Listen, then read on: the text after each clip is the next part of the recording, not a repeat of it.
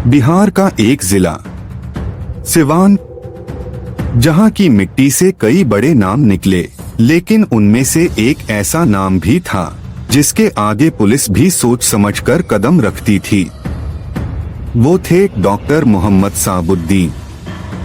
उनका बचपन और पढ़ाई साल 1967 सिवान के प्रतापपुर गांव में एक बच्चे का जन्म हुआ। घर आम था पर सोच बड़ी थी। पढ़ाई में तेज और दिल में था कुछ बड़ा करने का सपना। राजनीति शास्त्र में एमए किया, फिर पीएचडी भी। तभी से लोग उन्हें डॉ साहबुद्दीन बुलाने लगे। 90 का दशक था। बिहार में लालू प्रसाद यादव की लहर थी। उसी दौर में सिवान से उभरा एक नया चेहरा मोहम्मद साहबुद्दीन।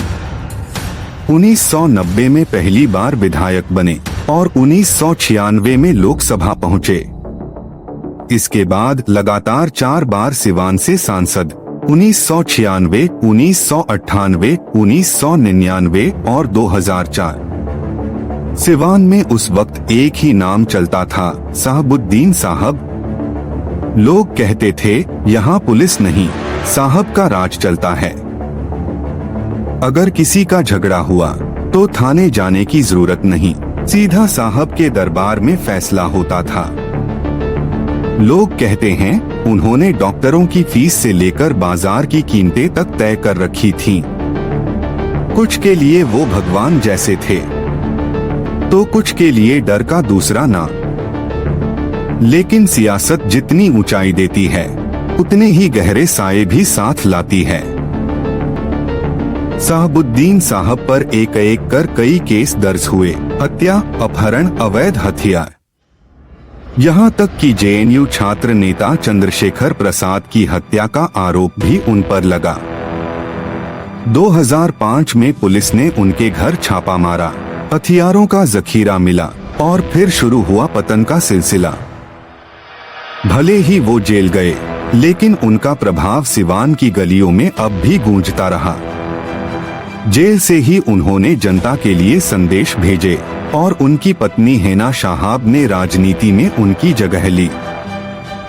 हालांकि वो जीत नहीं पाई, लेकिन लोगों के दिलों में साहब अब भी जिंदा रहे। साल 2021, कोरोना का दौर।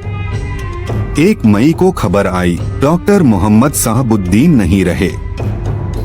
उनकी मौत से सिवान में सन्नाटा फैल गया। कहीं आंसू थे, कहीं राहत। किसी ने कहा हमारा नेता चला गया और किसी ने कहा एक डर का अंत हुआ। आज भी सिवान में जब उनका नाम लिया जाता है तो लोग कहते हैं साहब जैसा कोई नहीं आएगा। वो थे सिवान का शेर, डॉक्टर साहबुद्दीन साहब, एक ऐसा नाम जो इतिहास में अमर रहेगा। आज भी सिवान की गलियों में साहबुद्दीन का नाम लिया जाता है। कहीं वो नेता साहब हैं, कहीं गुंडा राजा, कहीं गरीबों का मसीहा, तो कहीं सियासत का बाहुबली। उनका नाम मिटाया नहीं जा सकता, क्योंकि उन्होंने इतिहास में एक ऐसी छाप छोड़ी जो विवादों के बावजूद अमर है। सिवान की मिट्टी में आज भी एक आवाज गूंजती है, वो था हमारा साहब, जो गलत भी था पर अपना था।